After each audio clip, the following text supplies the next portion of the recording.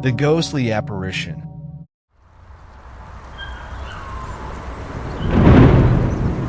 There was something unmistakably unsettling about Old Crossway. It was a small town, a sleepy kind of place that remained cloaked in mist and silence, its few residents moving like ghosts themselves. But there was one story that lingered in hushed whispers, a chilling tale spoken only when absolutely necessary, the story of the ghostly apparition. It started as just a whisper among the older residents, a warning not meant for curious ears. They called it the shadow of the end, a phrase that sent a cold shiver down the spine of anyone who heard it. It was said that before tragedy struck, a ghostly figure would appear, a spectral woman in tattered, old-fashioned clothing, her face pale and eyes hollow.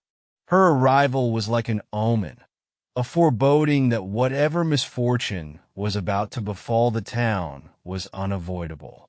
And so, she became the ghostly apparition of Old Crossway, a haunting figure of impending disaster. For most of his life, Andrew Chambers had scoffed at these tales. A journalist with a keen eye for the truth, he dismissed the superstitions as merely that stories meant to scare children into good behavior, to keep them from wandering the streets at night. But when he took a new job at the local newspaper, the Crossway Ledger, he found himself increasingly drawn to the old lore of the town. And soon, he would have an encounter that would forever change his understanding of the stories he once dismissed. It was late autumn when Andrew first caught a glimpse of her. The night was thick with fog, casting an eerie glow over the cobblestone streets of Old Crossway. He had been working late at the office, gathering notes for a story on the recent spike in fires around town. There had been 3 in the past month alone, each one more deadly than the last, and residents were starting to panic. As he locked up and headed toward his car, he spotted movement out of the corner of his eye. Across the street, standing under a flickering lamppost, was a figure. Andrew squinted, trying to make out her features. She was dressed in an old-fashioned dress, one that looked more suited to the 19th century than today. Her clothes were torn and dirty, and her hair hung limply over her shoulders. He felt a chill run down his spine. There was something deeply unsettling about her, but he couldn't look away. Her eyes, dark and hollow, seemed to bore into him with a gaze that felt both pleading and accusatory. And then, just as quickly as she appeared, she was gone, fading into the mist as if she had never been there. Andrew shook his head, telling himself it was just his imagination, a trick of the fog. But as he drove home, he couldn't shake the feeling that he had seen something real, something he was not meant to understand. The following week, the fires continued. This time, it was an apartment complex on the east side of town, an old building that had been in disrepair for years. The flames erupted in the middle of the night, and by the time the fire department arrived, it was too late. Several people lost their lives, and the town was plunged into mourning. Andrew was assigned to cover the story, and as he interviewed the survivors, he noticed a common thread. Each one mentioned seeing a strange woman near the building earlier that night. A woman dressed in old, ragged clothes, with eyes that seemed to hold a sorrow as deep as the grave. The story sent a chill through Andrew. Could it be the same woman he had seen that night outside his office? The so-called ghostly apparition? He dismissed the thought, telling himself it was all just coincidence. But as he continued his investigation, more and more people came forward with similar tales of seeing her near places where disaster struck, always appearing just before tragedy unfolded. Unable to ignore the pattern, Andrew began researching the history of the town, digging into old newspaper archives, hoping to find an explanation. And that's when he stumbled upon the story of Margaret Blackwell. Margaret had lived in Old Crossway over a century ago, a widow with no family, shunned by the town after accusations of witchcraft and dark practices. According to the records, her husband and son had died in a terrible fire that consumed their home, a tragedy that left her mentally broken and isolated. She had lived out her days in misery, always dressed in black, her heart shattered beyond repair.